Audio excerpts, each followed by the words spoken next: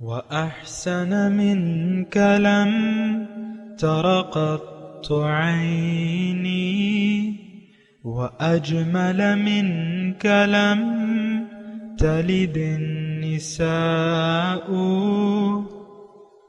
خلقت مبرأ من كل عيب، خلقت مبرأ من كل عيب، كأنك قد خلقت كما تشاء.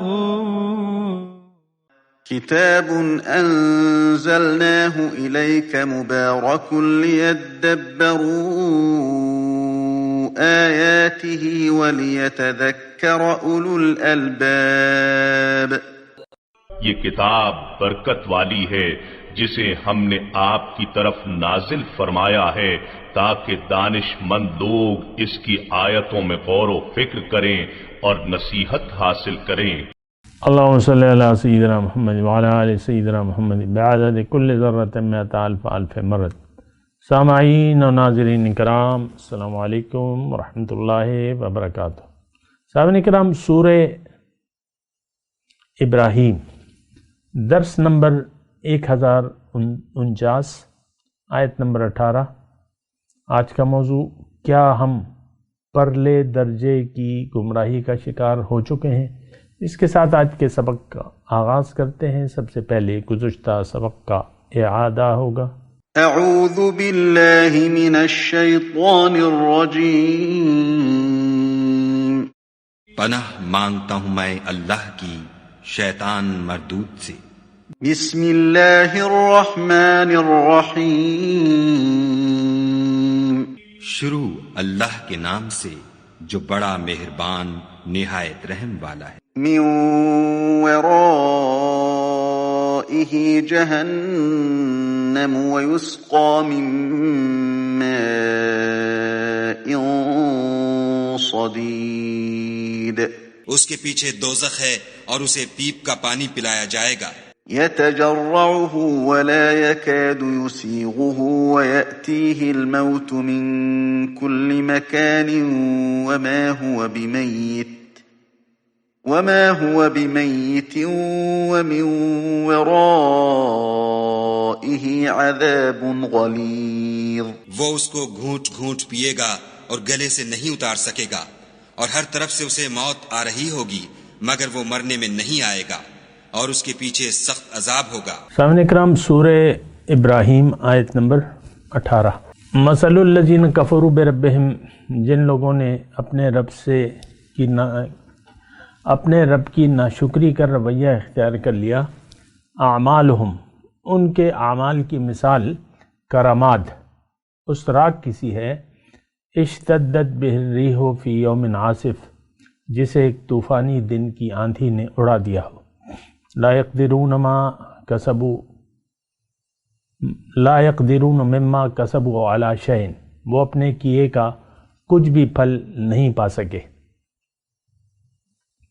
ذالک هو الضلال البعید، یہی دور کی گمراہی ہے۔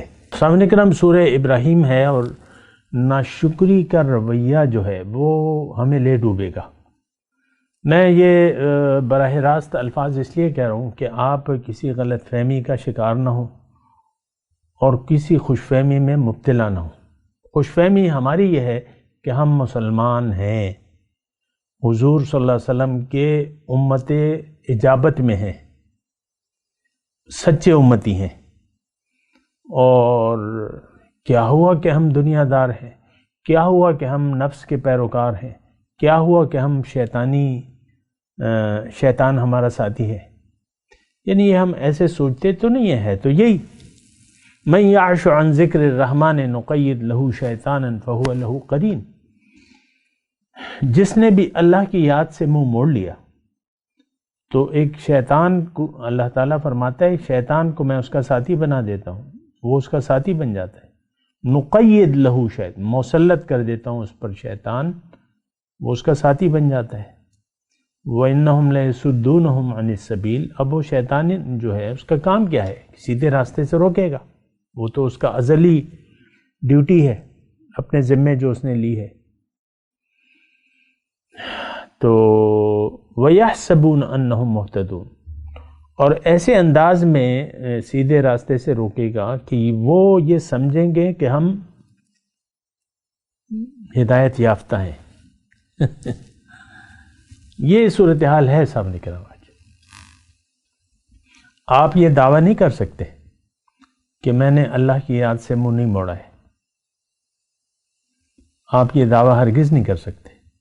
تو جب آپ نے موڑ لیا ہے اور آپ نہیں چاہتے، حقیقی یاد میں آپ زندگی گزارنا ہی نہیں چاہتے، اللہ کی یاد کو اپنے اوپر آپ حاوی نہیں ہونا دینا چاہتے، تو اب کیا ہے؟ اب آپ شیطان آپ کا ساتھی ہے، آپ بھٹک گئے ہیں سیدھے راستے سے. یہاں ہے نا دلال البعید کے الفاظ ہیں آخری، یہ دور کی گمراہی، بہت دور کی گمراہی میں ہم بھٹک پڑے ہیں. میں آپ کو صرف یہ گزارش کر رہا ہوں، دیکھیں میں نہ کوئی مفسر، نہ کوئی عالم، نہ محدث، نہ مفتی، نہ علامہ، نہ مولوی، کوئی بھی چیز نہیں. ایک صاحب قرآن سے میں نے قرآن سنا اور وہ آپ کو بیان کرا، بس بات ختم ہو جاتی ہے. اور پھر آپ سے کسی چیز کا طالب بھی نہیں ہوں، آپ سے کسی اجر کا بھی طالب نہیں. یہ بات نوٹ کر لیں. اچھا، اس میں اب مسئلہ کیا ہے؟ میرا مسئلہ جو ہے بس وہ تو خیر خواہی کا ہے، اور میں چاہتا ہوں کہ ہم یعنی من حیث القوم جس غفلت کی نیند سو رہے ہیں اس سے ہم جاگ جائیں. جس غلط فہمی میں ہم پڑے ہوئے ہیں وہ غلط فہمی دور ہو جائے، اور جس خوش فہمی کا ہم شکار ہیں وہ خوش فہمی بھی دور ہو جائے. خوش فہمی اور غلط فہمی یہ دونوں ہمیں لاحق ہیں.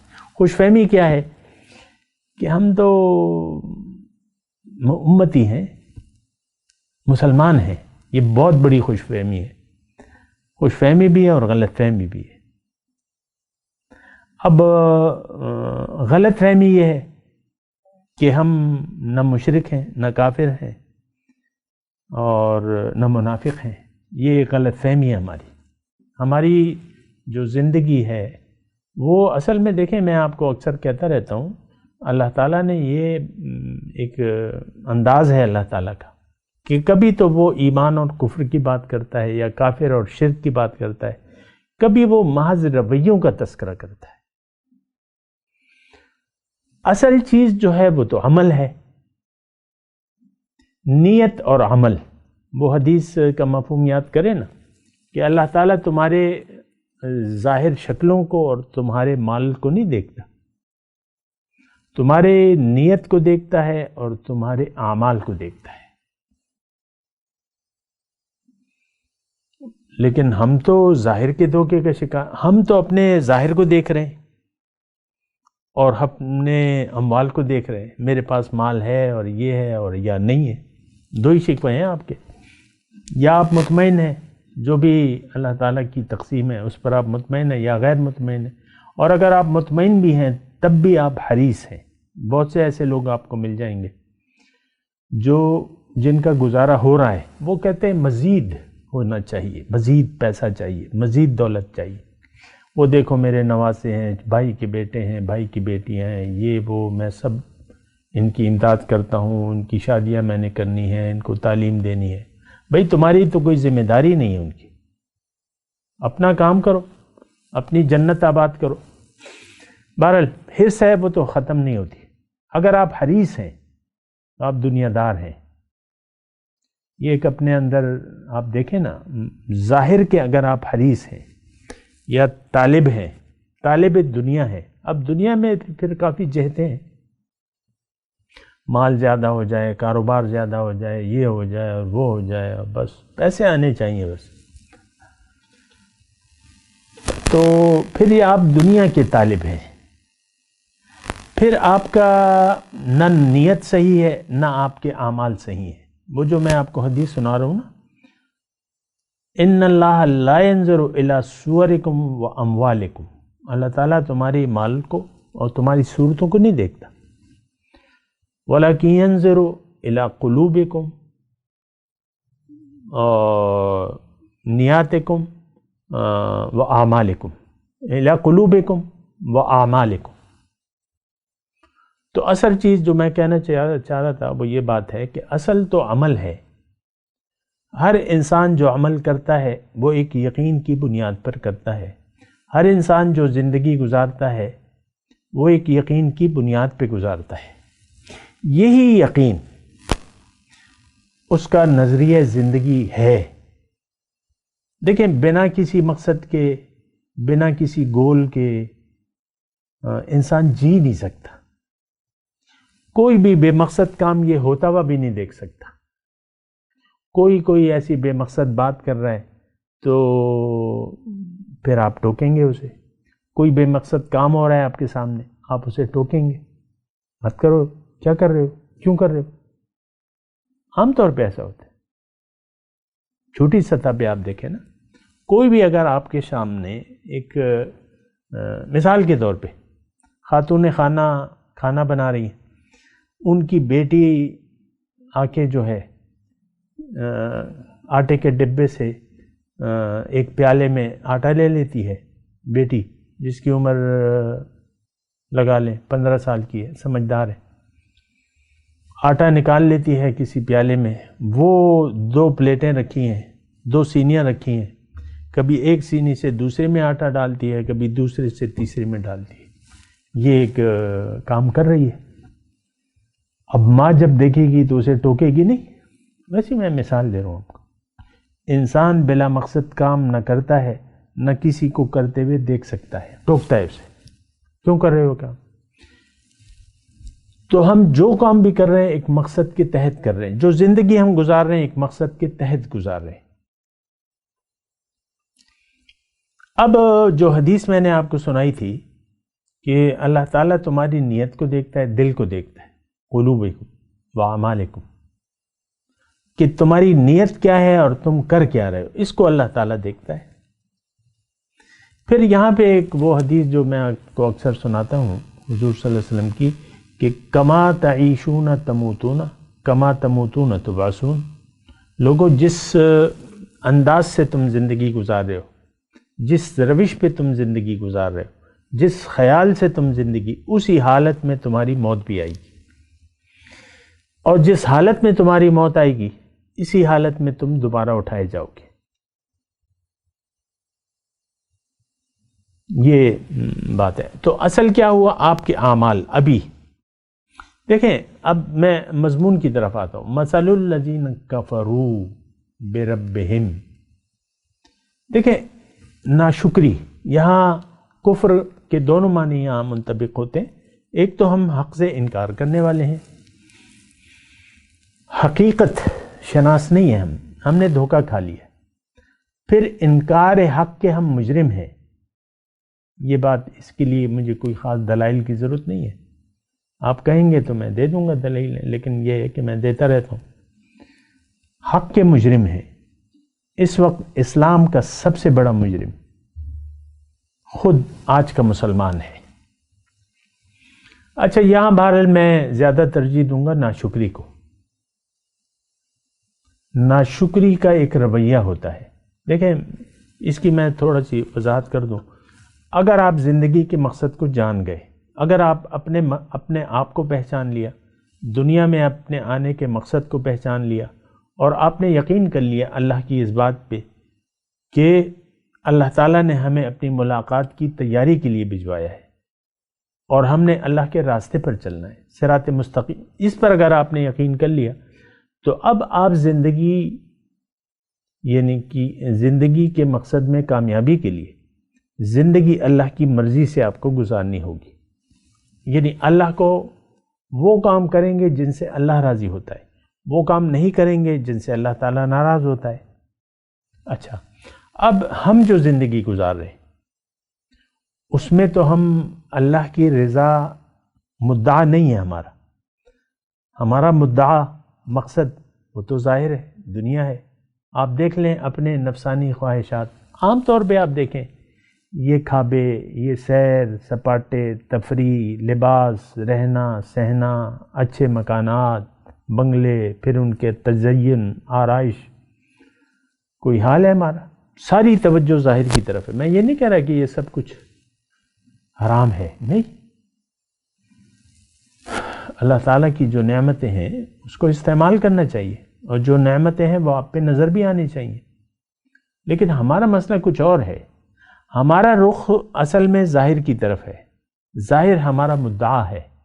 ہم ظاہر کے لیے زندگی گزار رہے ہیں. اب جو زندگی آپ ظاہر کے لیے گزار رہے ہیں، حقیقت میں آپ ناشکرے ہیں اللہ کے، کیونکہ زندگی تو ظاہر کے لیے آپ کو دی نہیں ہے اللہ تعالیٰ نے. دنیا آپ کے لیے اللہ تعالیٰ نے بنائی ہے، سجائی ہے، استعمال کرنے کی اجازت بھی دی ہے، لیکن آپ کو دنیا کے لیے نہیں بنایا ہے. آپ نے تو دنیا کو مدعا بنا لیا، اسی کے پیچھے پڑے ہوئے ہیں، اسی کے پیچھے دوڑ رہے ہیں. اب حقیقت میں آپ زندگی کو ضائع کر رہے ہیں.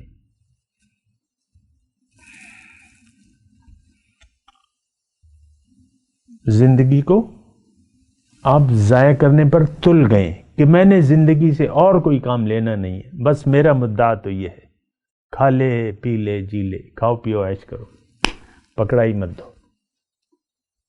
تو دیکھیں یہ کھلی ناشکری ہے، کھلا انکار ہے رب کے مقصد تخلیق سے.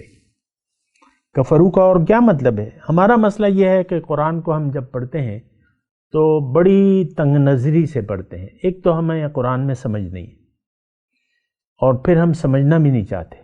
سرسری طور پہ جس نے کوئی بیان کر دیا تو بس واہ واہ ماشاء اللہ، اور بس. تو مسئلہ جو ہے بڑا گھمبیر ہے. اب یہاں جو مثال بیان فرما رہے اللہ تعالیٰ وہ ہماری مثال ہے. اب دیکھیں ہم نے اسلام کا دعویٰ کیا ہوا ہے، ہم کچھ اب بزعم خود کچھ اعمال کر رہے ہیں اپنی مرضی سے، آدھا تیتر آتا بٹیر. نماز روزہ حج زکوٰۃ تو ہم کر رہے ہیں مثال کے طور پہ، وہ بھی کس مقصد سے کر رہے ہیں؟ نماز کا کوئی مقصد ہی نہیں ہے. دیکھیں ایک بات میں آپ کو کہہ دوں، اگر اللہ آپ کی منزل نہ ہو تو یہ جو بھی آپ کریں گے وہ فضول ہوگا، وہ بنا کسی مقصد کے ہوگا.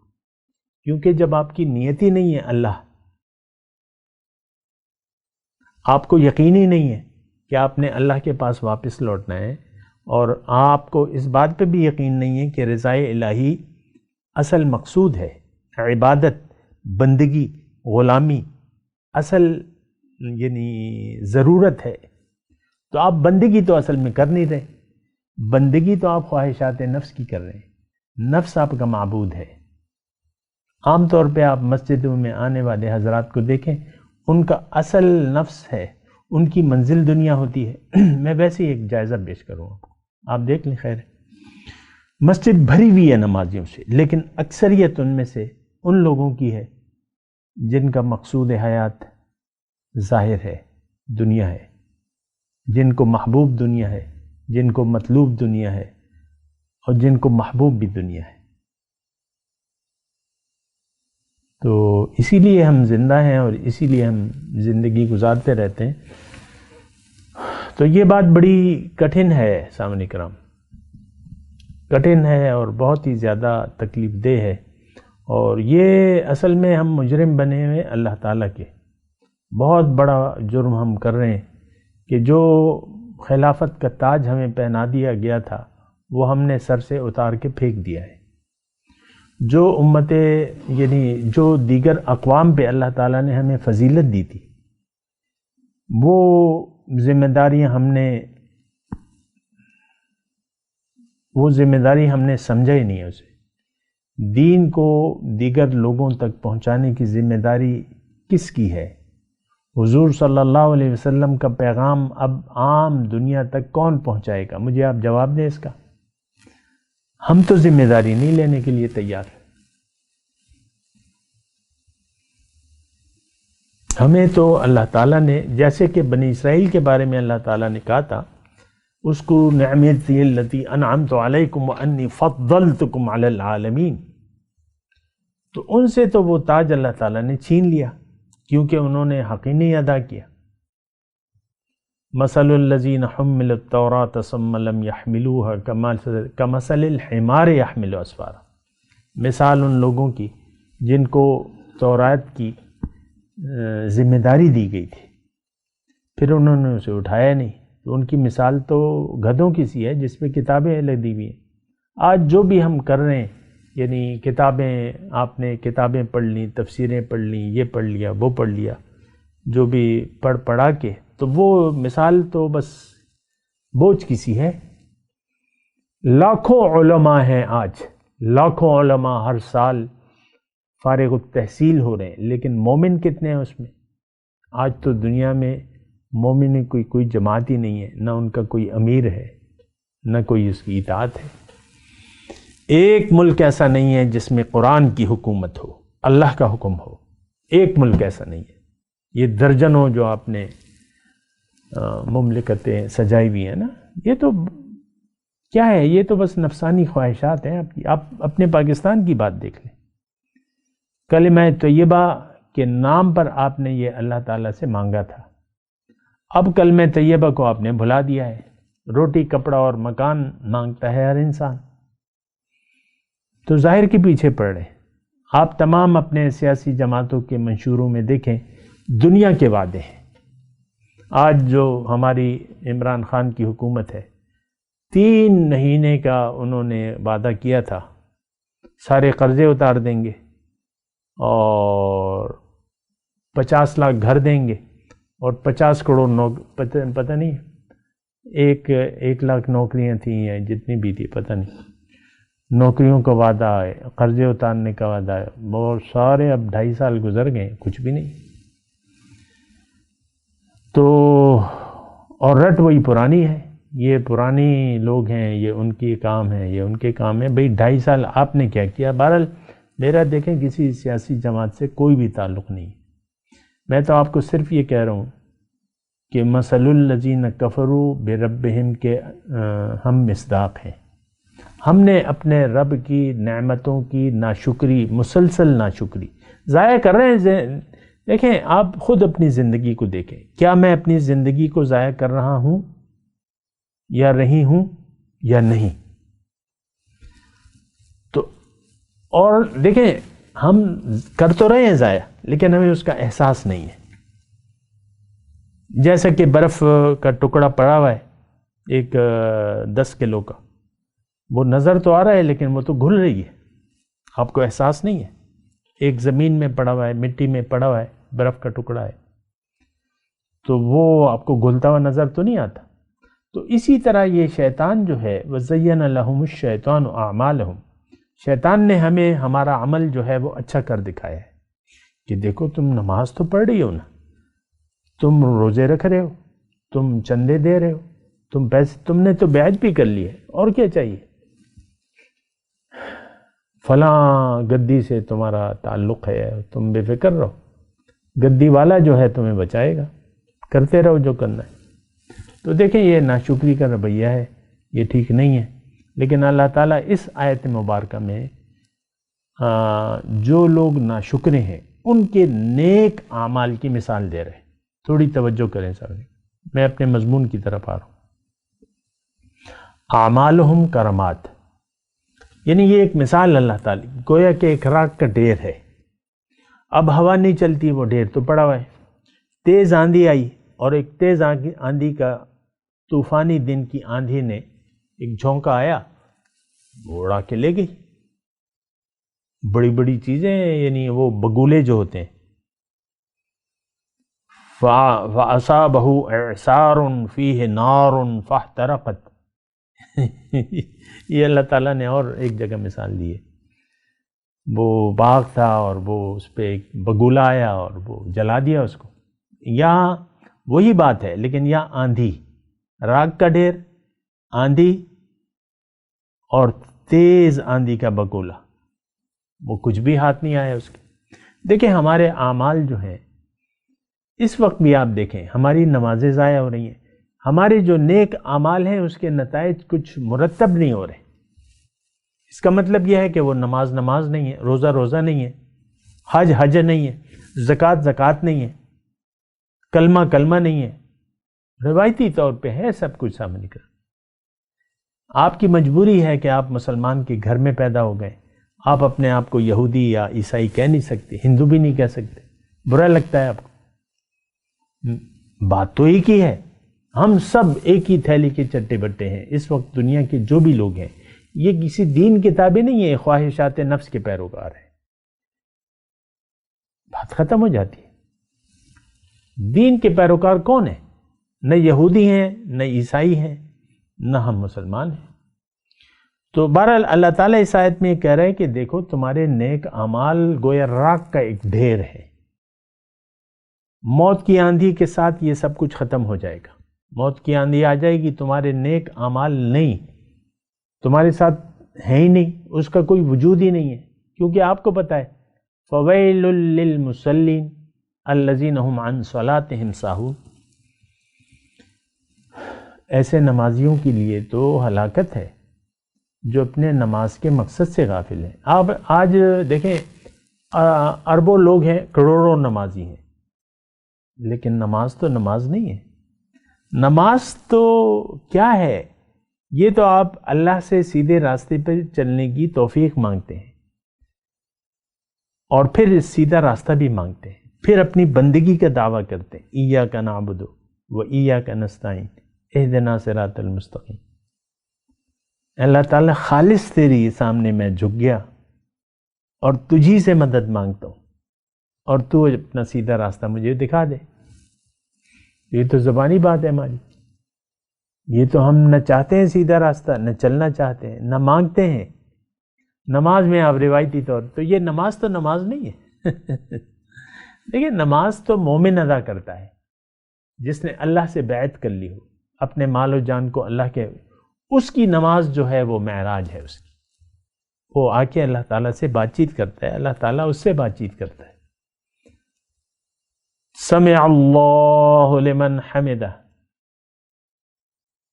ربنا ولک الحمد کہتے ہیں نا آپ۔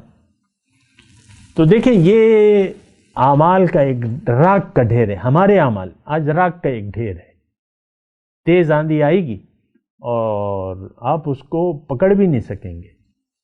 ہمارے اعمال تو ایسے رکھے ہیں راکھ کے ڈھیر میں۔ یہی مثال اللہ تعالیٰ نے دیکھیں قرآن مجید میں بھی بنی، وَقَدِمْنَا إِلَىٰ مَا عَمِلُوا مِنْ عَمَلٍ فَجَعَلْنَاهُ حَبَاءً مَنْثُورًا۔ یہی جو اعمال ہم اپنے ساتھ لے کے جائیں گے، جو برائے نام اعمال ہیں ہمارے، اللہ تعالیٰ فرما رہے ہیں ان کے اعمال ایک ڈھیر کی صورت میں میں ان کے سامنے لے آؤں گا، نیک اعمال، پھر میں اس کو ایک اڑتی ہوئی خاک بنا دوں گا، دھول۔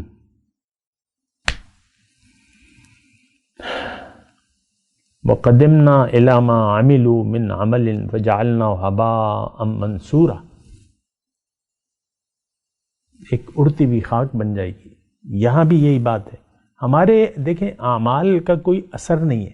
نماز اللہ کی یاد کے لیے، اللہ کی یاد سے ہم غافل ہیں۔ روزہ تقویٰ کے لیے ہے، تقویٰ کے لیے ہم تیار نہیں ہیں۔ زکوٰۃ پاکیزگی کے لیے ہمارا دل تو پاکیزہ ہی نہیں ہوتا۔ حج اللہ کی ملاقات ہے، وہ تو ہم جا کے وہاں مزے کرتے رہتے ہیں۔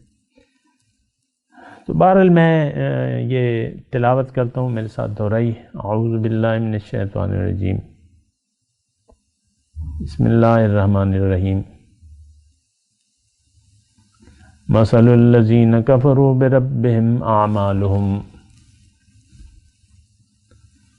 کرماد اشتدت بہ الریح فی یوم عاصف لا يقدرون مما كسبوا على شيء ذلك هو الضلال البعید۔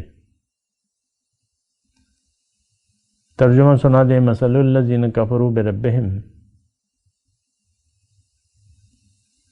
اعمالہم، مثال ان ناشکرے لوگوں کی جو ناشکری کے مرتکب ہیں اپنی رب کی نعمتوں کے ساتھ، ان کے نیک اعمال کی مثال ایسی ہے کرامات، جیسا کہ راکھ کا ایک ڈھیر، اشتدت بہ الریح فی یوم عاصف، جسے ایک طوفانی دن کی آندھی نے اڑا دیا ہو، لا یقدرون مما کسبوا علی شیء، لا یقدرون مما کسبوا علی شیء، وہ اپنے کیے کا کچھ بھی پھل نہیں پا سکیں گے، ذالک هو الضلال البعید، یہی پرلے درجے کی گمراہی ہے۔ اب ان آیت کی تلاوت اور ترجمہ۔ اعوذ باللہ من الشیطان الرجیم، پناہ مانگتا ہوں میں اللہ کی شیطان مردود سے۔ بسم اللہ الرحمن الرحیم، شروع اللہ کے نام سے جو بڑا مہربان نہایت رحم والا ہے۔ مثل الذين كفروا بربهم أعمالهم كرماد اشتدت به الريح في يوم عاصف لا يقدرون مما كسبوا على شيء ذلك هو الضلال البعيد۔ جن لوگوں نے اپنے پروردگار سے کفر کیا ان کے اعمال کی مثال راکھ کسی ہے کہ آندھی کے دن اس پر زور کی ہوا چلے اور اسے اڑا لے جائے۔ اسی طرح جو کام وہ کرتے رہے ان پر ان کو کچھ دسترس نہ ہوگی، یہی تو پرلے سرے کی گمراہی ہے۔ اس کے ساتھ ہی آج کے درس کا وقت اختتام کو پہنچا۔ اگلے درس میں انشاءاللہ پھر ملاقات ہوگی۔ وآخر دعوانا ان الحمدللہ رب العالمین، والسلام علیکم ورحمۃ اللہ وبرکاتہ۔ مولاي صل وسلم دائما أبدا على حبيبك خير الخلق كلهم۔